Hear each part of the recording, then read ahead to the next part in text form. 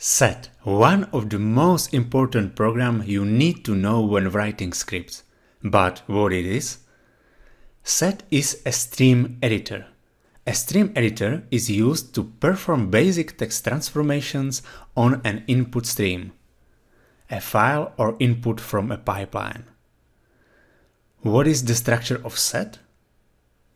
We are starting with keyword SED followed by some options for SED program. Usually it means some switches. Then is the actual script which will be performed for some stream input, and then we specify input file.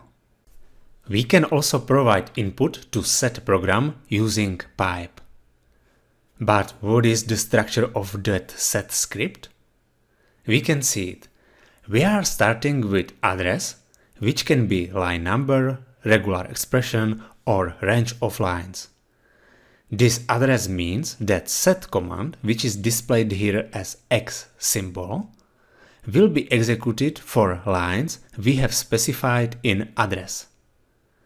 And the last part of SED script are options which can be used for some SED commands. Okay, let's check some example. We are starting with keyword SED. As you can see, we don't have any options.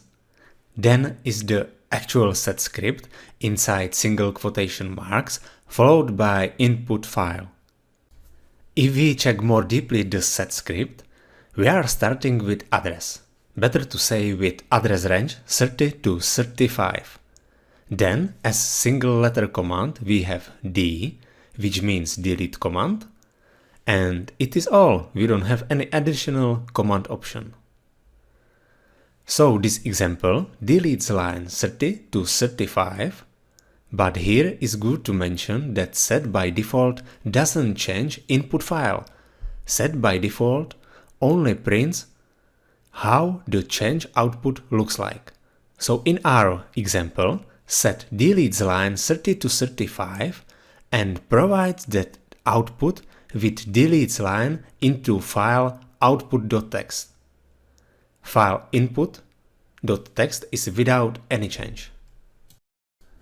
Most common SED commands are A, which will append text after a line, D, which will delete pattern space. Here is good to know what is a pattern space. It is temporary buffer where SED held a single line of input while the editing command is applied. Then we have I command, which inserts text before a line. Then we have P command. It prints the pattern space. Then we have Q, which will exit SED without processing any more commands or input. S, which will perform substitution. And of course there is many more commands. We have also some command line options.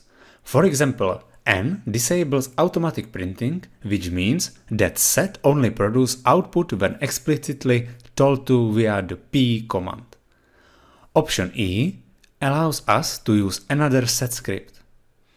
And for example, option R allows us to use extended regular expressions rather than basic regular expression. Difference between extended and basic regular expressions you can see in the screen now. Basically, you will use backslash a lot to allow some character to have special meaning. By default, the basic regular expressions are used by grep, awk and set. In bash scripting are used extended regular expressions. So that was intro into SED command. How do you feel?